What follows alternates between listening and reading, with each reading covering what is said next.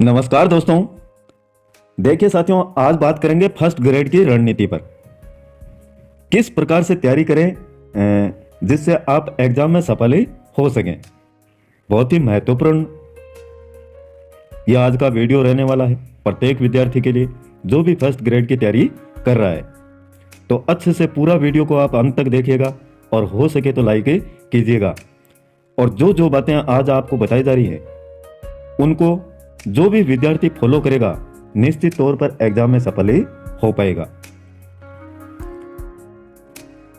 इस बार साथियों विद्यार्थियों के मन में रहता है कि यार बहुत कम पोस्टें हैं, इतनी पोस्टों में अपना नंबर कैसे आएगा। एक विद्यार्थी तो इस प्रकार से सोचता है और एक विद्यार्थी सोचता है कि यार वैकेंसी तो आ गई फर्स्ट ग्रेड की, अब मेरे को लगना है अच्छे से तैयारी में। इस विद्यार्थी को पोस्टों से कोई मतलब नहीं है। क्यों? क्योंकि यह विद्यार्थी तैयारी करेगा 100%। 100% तैयारी करेगा तो पोस्टें यहां पर चाहे 1000 हो चाहे 2000 हो, पर्टिकुलर सब्जेक्ट के लिए चाहे 4 हो या 400 हो, इस विद्यार्थी को किसी भी प्रकार का कोई भी फर्क नहीं पड़ेगा। और जो विद्यार्थी पोस्टों को देखेगा वो अंत तक यही देखता रहेगा और लास्ट में बोल देगा कि पोस्टें बहुत ही कम थी। थोड़ी सी देखिए बातें कड़वी हैं और कड़वी लगना स्वाभाविक भी है। इस विद्यार्थी को ये बातें अच्छी लगेंगी और इसको नहीं लगेंगी। सर ने बोल दिया ऐसे ही, पोस्टें तो कम हैं तो कम में कैसे नंबर आएगा। आएगा साथियों, कम में नंबर बहुत आसानी से आएगा। इस रणनीति के साथ में आप अगर अच्छे से पढ़ लिया तो आराम से नंबर आएगा। जितने आप सोचते हैं कि फर्स्ट ग्रेड है यार बड़ी भर्ती है, इसमें तो प्रश्न भी बहुत ही टफ आएंगे, ऐसा नहीं होता है साथियों। जो आपको एग्जाम पैटर्न दिया है उसी के अनुसार आपके प्रश्न मिलने वाले हैं। इसको तो आपको अच्छे से फॉलो करना पड़ेगा। एक पर्टिकुलर सब्जेक्ट को आप कतई इसमें पूरा समय नहीं दे सकते। चाहे हिंदी है, अब हिंदी को आपने पूरा पढ़ लिया, मोटी मोटी किताबें पढ़ रहे, क्यों? क्योंकि आपको हिंदी अच्छी लगती है। 6 से 10 तक की पुस्तकें निकाल ली, व्याकरण को अच्छे से पढ़ लिया, यार मेरी हिंदी कंप्लीट है, अच्छे से है, मेरा सब्जेक्ट भी यही है, तो मेरा तो नंबर आ ही जाएगा। नहीं आएगा। थोड़ा सा ध्यान दें साथियों, एक दिन में 2-3 विषयों से ज्यादा आप लेकर के ना चलें। इस बात पर विशेष गौर करें। यह नहीं कि एक दिन में इस प्रकार का शेड्यूल बना ले, यहाँ पे पूरा का पूरा मैटर फर्स्ट पेपर का दिया हुआ है जिसमें आप भारतीय इतिहास को भी पढ़ रहे हैं, गणित को भी पढ़ रहे हैं, हिंदी को भी पढ़ रहे हैं, विज्ञान को भी पढ़ रहे हैं, राजस्थान का भूगोल भी पढ़ रहे हैं और साइकोलॉजी वगैरह उसको भी अच्छे से टाइम दे रहे हैं, तो यह गलत है। आपको पढ़ना होगा एक दिन में कम से कम 2-3 विषयों से ज्यादा आप ना लें साथ में। इनको अच्छे से पढ़ें और क्या मैटर दिया हुआ है, सिलेक्टेड मैटर को आपको पढ़ना है।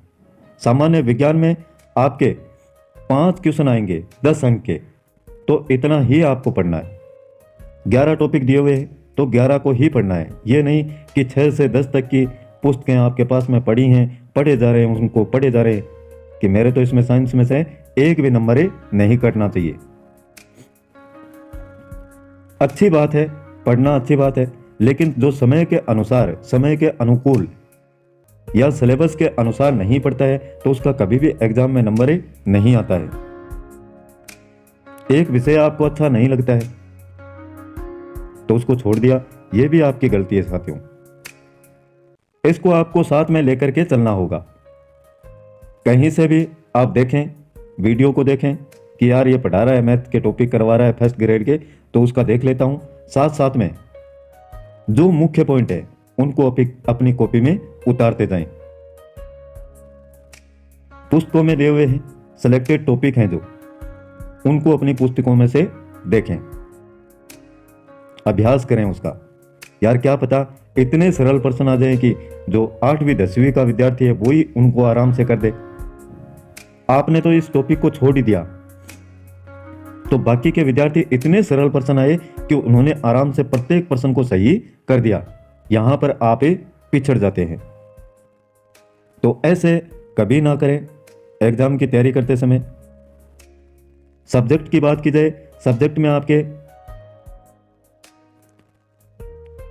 10% इस प्रकार के आते हैं जो पोस्ट ग्रेजुएशन से आपके संबंधित हैं, एमए, एमएससी। वहीं आपके 110% इस प्रकार के आते हैं जो कॉलेज 12वीं स्तर का है उसमें से, और 30% आते हैं आपके साइकोलॉजी से संबंधित मैटर है, कंप्यूटर पर आधारित है, आईटी है, उससे संबंधित 110, 30, 40 और जैसे 150% 300 अंकों के। ये है आपका सेकंड पेपर। अब पर्टिकुलर जो सब्जेक्ट है उसके उसी के अनुसार तैयारी करें कि आपके पोस्ट ग्रेजुएशन में से जो टॉपिक आने वाले हैं उनको उनके आधार पर पढ़ें। 12वीं के स्तर का आने वाला है मैटर तो उसको उसके अनुसार अच्छे से आप एग्जाम पैटर्न को देखें, सिलेबस को देखें।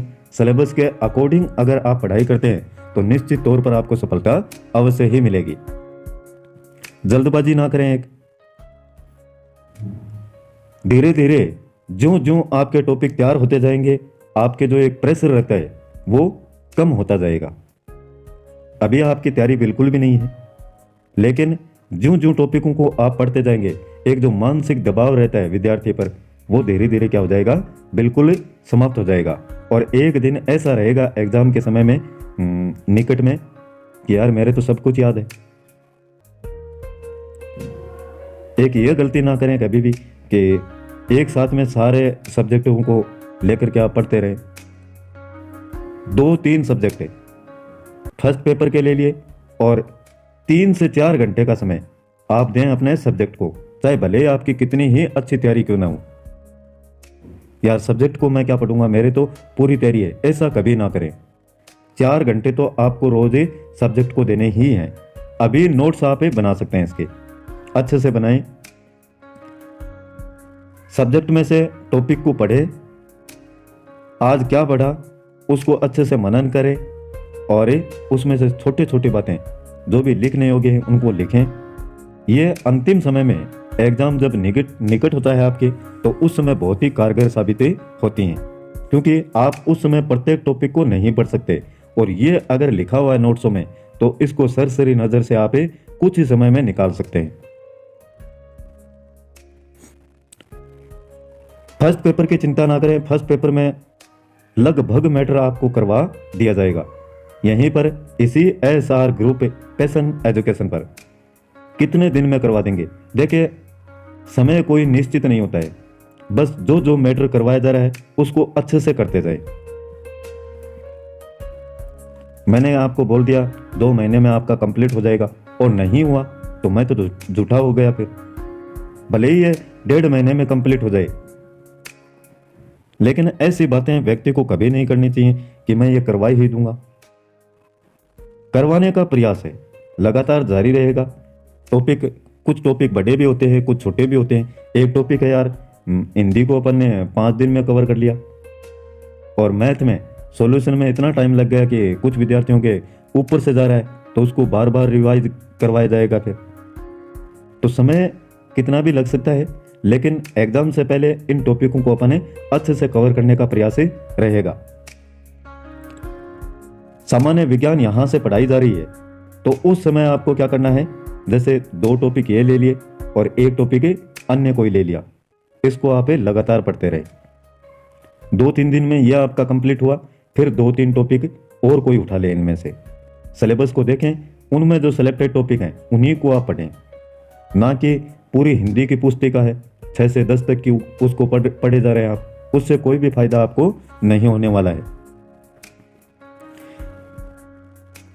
एक होता है आपका मन और एक होता है जुनून। अगर यह है आप में तो आप कुछ भी कर गुजरते हैं। और एक है मन, मन के हारे हार होती है और मन के जीते ही जीत होती है। तो मन भी आपका इस प्रकार का बनाए कि यार मेरे में ये काबिलियत है। अपने आप को कभी कमजोरी नहीं आके जो कोई दूसरा कर सकता है वो आप भी कर सकते हैं, बस जोश और जुनून आप में भरा होना चाहिए। उस एग्जाम के प्रति पूर्ण समर्पित आप अपने आप को कर दें। 2 महीने कमरे में बंद करने से कोई किसी एग्जाम में सेलेक्ट नहीं हो पाता है। कमरे में तो आपने बंद कर लिया, लेकिन आप पढ़ क्या रहे हैं वहां पर? हिंदी पढ़े जा रहे हैं। क्या आपका सिलेक्शन हो पाएगा? नहीं हो पाएगा, क्योंकि मैटर तो इसमें यही दिया हुआ है। यह आपको सभी टॉपिक क्लियर करने होंगे।